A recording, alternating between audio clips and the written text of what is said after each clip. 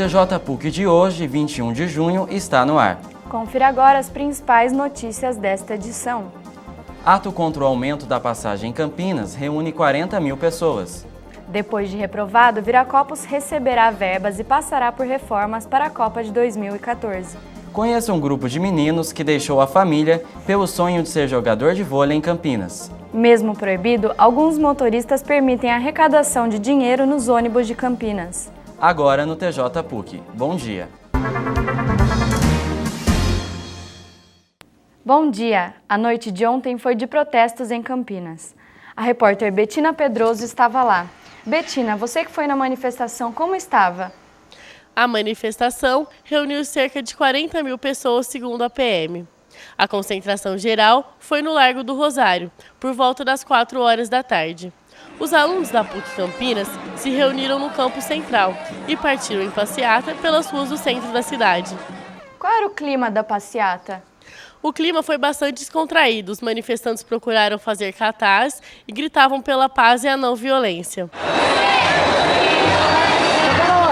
Eles procuraram interagir com os moradores dos prédios e também gritavam palavras contra o governo e a FIFA.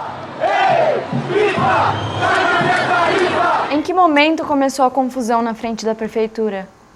A confusão começou quando alguns manifestantes quiseram ocupar a escadaria da prefeitura e foram barrados por alguns policiais.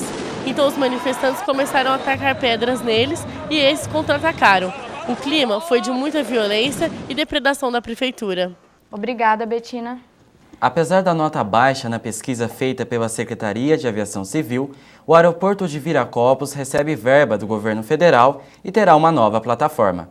O aeroporto de Viracopos, desde 1978, investiu mais no transporte de cargas. No final da década de 80, Viracopos teve uma redução significativa no fluxo de passageiros. Em 1990, o aeroporto despontou no segmento de carga aérea internacional.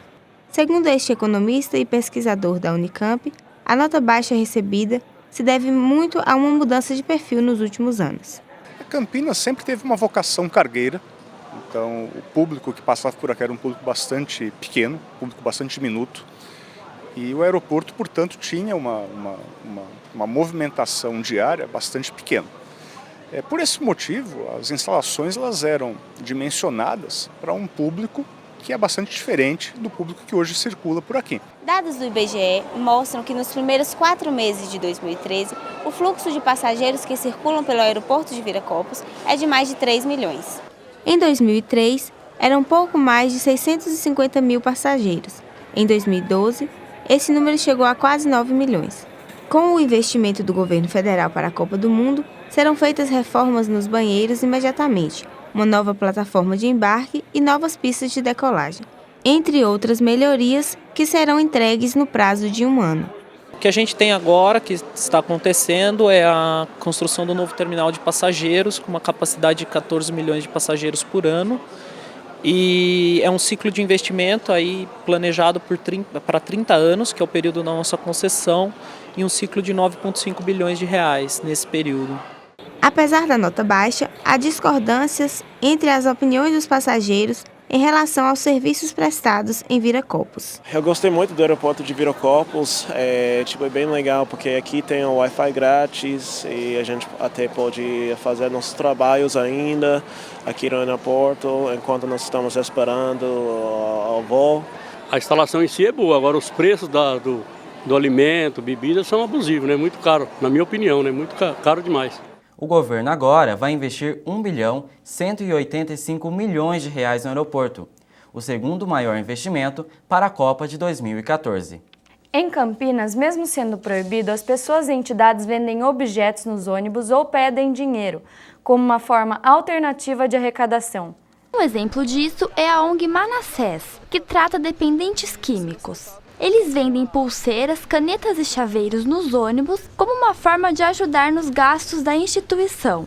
Todos os dias, eles escolhem uma linha de ônibus e circulam o trajeto de ida e volta durante toda a tarde. A linha escolhida nesse dia foi a 221, que sai do terminal central e vai até o terminal Campo Grande, passando pela John Boy Dunlop. Esse serviço que é feito diariamente, das 6 horas da manhã até as 8 horas da noite. Arrecadar recursos para manter o nosso tratamento, que é de 9 meses e é gratuito, e para manter as despesas da casa. Para que esse trabalho seja realizado, é necessário a permissão dos motoristas de ônibus. A maioria dos motoristas deixam a partir do momento que eles veem uma seriedade nesse trabalho que a gente faz. Para Ailton, integrante da ONG Manassés, esse trabalho de entrar nos ônibus e pedir dinheiro para ajudar a instituição não deveria ser incômodo, já que eles não trabalham de maneira agressiva. Mas muitos passageiros ficam incomodados, pois acreditam que entre essas pessoas podem existir oportunistas. Incomoda porque no meio dessas pessoas existem pessoas que são aproveitadoras. Existe sim, pode existir um caso ou outro e realmente a pessoa está necessitando, mas a maioria deles não precisa. Às vezes incomoda. Eu ajudo, às vezes não. Por e-mail, a assessoria de comunicação da INDEC afirmou que qualquer tipo de comercialização de produtos dentro dos veículos do transporte coletivo é proibida, passível de fiscalização. Mas vários motoristas, como esse que não será identificado, acabam permitindo. Depende do caso, né? Porque o sistema fala que não é para deixar, né? Mas algumas pessoas entram e pedem sim. O projeto Viva Bike, ativo há quase um ano, ainda causa dúvidas na população. Desde a concessão suspensa até os passos que o usuário deve dar para usar as bicicletas. O projeto idealizado pela INDEC em setembro do ano passado conta com 200 bicicletas divididas em 9 pontos, em diversos locais da cidade, como este em frente ao Unicamp. Eu acho que faltam mais pontos, não sei, talvez distribuir mais em Barão Geraldo, talvez mais lá perto da moradia, que tem bastante estudante para aquele lado. Para conseguir pegar uma bicicleta, o usuário deve ter um cartão que custa R$40. Este cartão possibilita o uso por meia hora sem custo. Excedendo esse tempo, paga-se mais R$5 a cada meia hora. O cartão deve ser renovado a cada 6 meses. Eu sei que você adquire um cartão, coloca créditos e isso é o básico. Você pode utilizar a bicicleta em qualquer ponto, tem pontos espalhados pela cidade, mas eu nunca me aprofundei para saber quanto é, enfim. Apesar de os dados da INDEC mostrarem que 10% dos usuários cadastrados no programa utilizam os serviços diariamente, muita gente ainda tem dúvidas sobre o programa Viva Bike. Alexandre, você conhece o projeto Viva Bike? Sim, conheço. E você já andou? Ainda não. Conhece alguém que andou? Também não. A senhora já viu alguém usando? Das vezes eu vejo alguns estudantes pegando e usando. Diego Rodrigues trabalha em frente a este ponto e acompanhou a instalação do programa. Diariamente eu vejo 1, 2 pessoas no máximo, nada mais que isso. E faz um ano já que eu estou aqui, fluxo de gente de 3, 4 pessoas por dia. O secretário de Transporte admite que falta divulgação do programa e explica que está tomando providências. Essa limitação da impossibilidade de verbas e propaganda para alimentar o sistema era sabido desde o primeiro dia do contrato. E não fui eu quem fiz o contrato. Quando eu cheguei aqui, ele estava se encerrando. E o que eu estou fazendo é viabilizar aquilo que faltou. Além disso, o programa de aluguel de bicicletas está sem contrato. O primeiro teve duração de apenas 6 meses. A empresa Viva Bike, mesmo sem contrato, continua responsável pelo aluguel das bicicletas. Conheça agora um grupo de jovens que está em Campinas em busca de um sonho, ser jogador de vôlei. O sonho de jogar vôlei começou cedo para o atleta do Rio Grande do Sul. Aos 17 anos, ele saiu de sua cidade natal, Canoas, para vir jogar no time infanto-juvenil de Campinas. Que aqui eu sei que é uma das melhores equipes de base que tem no Brasil e como meu sonho é jogar vôlei, eu vim para cá. As despesas desses jogadores são financiadas pela Lei Federal de Incentivo ao Esporte e uma parceria entre o time de vôlei de Campinas e uma empresa privada. Eles recebem uma ajuda de custo através do projeto Formação Atleta, que inclui desde formação acadêmica até moradia. A casa onde mora a maioria dos atletas fica apenas 2 quadras do ginásio do Taquaral, onde eles treinam todos os dias. Eles se dividem entre escola e treinamento e, além disso, são responsáveis pelas tarefas domésticas. Cada dia são 2 que tem que limpar a casa e comprar banana no supermercado. E aí vai revezando toda semana. A maior parte dos atletas é do Sul. Pedro Henrique, que também veio de Canoas, diz como fica a relação com a família por conta da distância. A gente tenta falar com eles o máximo possível. Quando tem as folgas aqui que eles disponibilizam, a gente está voltando para casa, mas é a vida que segue. O coordenador da categoria de base conta como é cuidar desses jogadores. fornecer a eles o caminho para que eles possam realizar os sonhos deles, e cabe a eles executarem da melhor maneira, não só dentro da quadra, como fora da quadra também. Para isso, você tem que propiciar situações e oferecer condições e estrutura para que eles sejam amanhã ou depois jogadores de voleibol.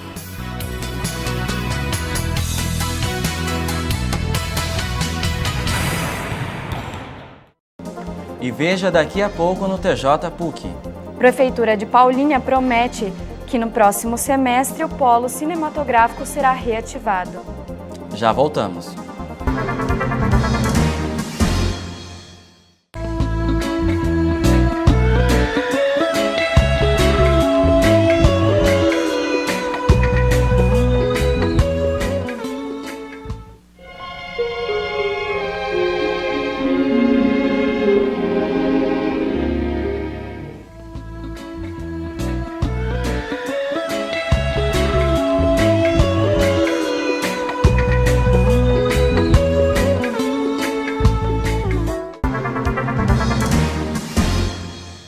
Faltam 32 dias para a Jornada Mundial da Juventude.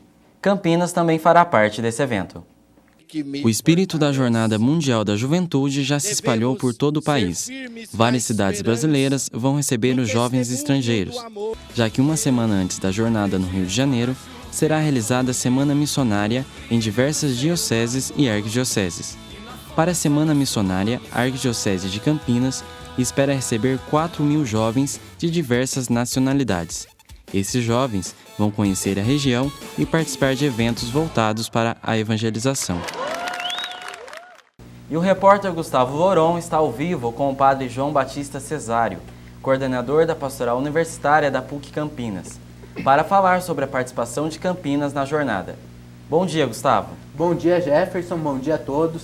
Em julho, o Brasil vai sediar a 28ª edição da Jornada Mundial da Juventude. Dedicado aos jovens, o maior evento católico espera receber cerca de 2 milhões de pessoas e também a visita do Papa Francisco. Hoje eu converso com o padre João Batista. Bom dia, padre. Bom dia.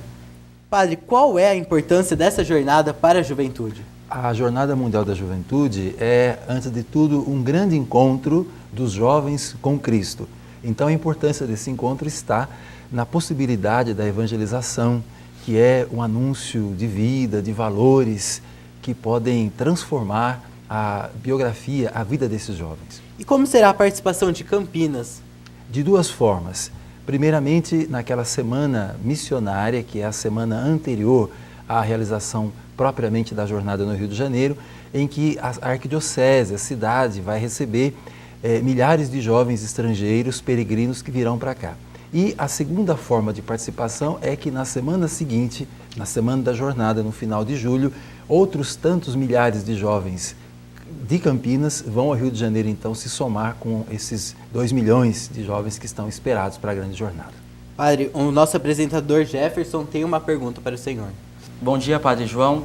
A jornada terá a presença do Papa Francisco. Como é a relação dele com os jovens? O Papa Francisco é uma liderança extraordinária e carismática da Igreja que está encantando a todos. Certamente terá uma mensagem muito apropriada para a juventude. O que sabemos do trabalho dele enquanto cardeal ainda em Buenos Aires é que tinha uma grande ligação com a juventude. E isso agora vai se realizar com relação à juventude do mundo todo e de modo especial à juventude do Brasil. Com certeza será um momento de graça para todos nós. Padre, muito obrigado pela sua presença. Olha, ainda dá tempo de participar da Jornada Mundial da Juventude. Para mais informações, é só acessar no site da Arquidiocese de Campinas para a Juventude, jmjcampinas.com. Bruna. E agora a cultura. O polo cinematográfico de Paulínia está praticamente abandonado. Com o centro de formação fechado, a cidade também não oferece mão de obra para as grandes produções. O polo cinematográfico de Paulínia hoje mais parece uma cidade fantasma. Inaugurado em 2008, teve investimento de aproximadamente 500 milhões de reais. O polo abriga 5 estúdios, sendo um de animação e a escola de cinema. Este diretor, formado pelo polo, conta o que era a ideia inicial do projeto. Formar o quê? Produtor, eletricista, gaffer, diretor de fotografia, cenógrafo. O Polo chegou a rodar 10 filmes em 2010 e em 2012 apenas 3. Sem incentivo, o local permaneceu assim, de portas fechadas. E assim, o sonho da Hollywood brasileira ficou mais distante. Em 2012, a prefeitura chegou a cancelar a 5ª edição do Festival de Cinema. Além disso, editais e oficinas também não estão sendo oferecidos aos interessados. O que ocorre é que o ano passado, preferencialmente, o dinheiro investido para os filmes foi voltado para a área social da cidade. Tudo que vinha são produções de fora, de São Paulo, do Rio de Janeiro, que trazem a maior parte do pessoal técnico, eles trazem de lá. No fim acaba sobrando figuração, pequenas produções ali, o pessoal ajudando na produção. O complexo abriga também um shopping, a rodoviária da cidade e um centro gastronômico, que é o local que se encontra em pior estado. Portas e janelas foram quebradas, há pichações nas paredes e até mesmo alguns objetos foram furtados. A área de abandono é uma área que fica dentro do complexo e não é de responsabilidade da Prefeitura Municipal. Enquanto o polo não é reativado, a população fica sem o retorno desse grande investimento. Eu acredito que foi um tremendo desperdício de dinheiro. E nunca mais teve nada aqui, nenhum evento, abandonaram inteiro esse lugar. Deixou de entrar investimentos na saúde, na educação e tal, e tá aí abandonado, né? A Prefeitura promete que no próximo semestre vai abrir novos editais e fazer parcerias com produtoras. Quanto ao abandono do centro gastronômico, a ProShopping, empresa que administra o local, não quis se pronunciar. Confira agora as dicas para o final de semana.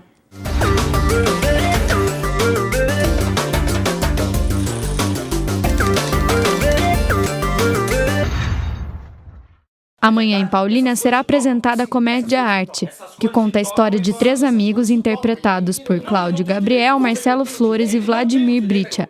A partir de um quadro branco, os 3 fazem uma reflexão crítica sobre a vida. O espetáculo começa às 9 da noite no Teatro Municipal de Paulínia.